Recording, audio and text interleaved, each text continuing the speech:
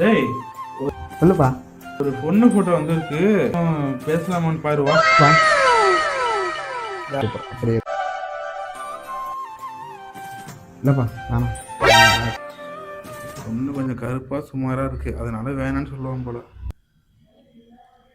Haha, பொண்ணு எவ்வளவு லட்சணமா இருக்கு. வரேன். டேய் இங்க வாடா.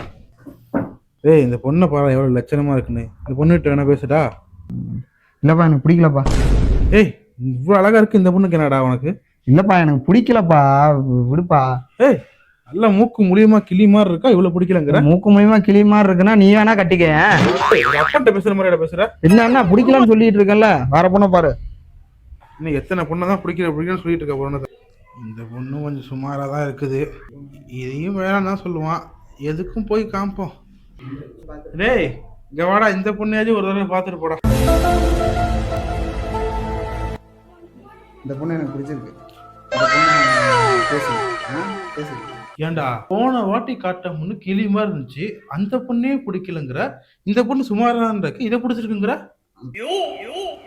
சுமாரா இருக்கோ அழகா இருக்கோ, அந்த பொண்ணை எனக்கு பிடிச்சிருக்கான்னு நான் தான் முடிவு பண்ணணும். எனக்கு அந்த பொண்ணை பிடிச்சிருக்கு. அவன் ஒரு பெரிய அழகு மன்மதரு, இவரை யாரும் ரிஜெக்ட் பண்ண மாட்டாங்க. அந்த பொண்ணு உடனே ஒரு கோக்க சொல்லிருப்பான். அழகா மன்மதர் மாதிரி இருக்க பசங்கள்லாம் 10% தான். என்ன மாதிரி சுமாரா இருக்க பசங்க தான் மெஜாரிட்டி. அந்த பொண்ணுக்கு என்ன பிடிச்சிருக்கான்னு மட்டும் கேட்டு சொல்லு, நான் கரெக்ட் பண்ணிக்கிறேன்.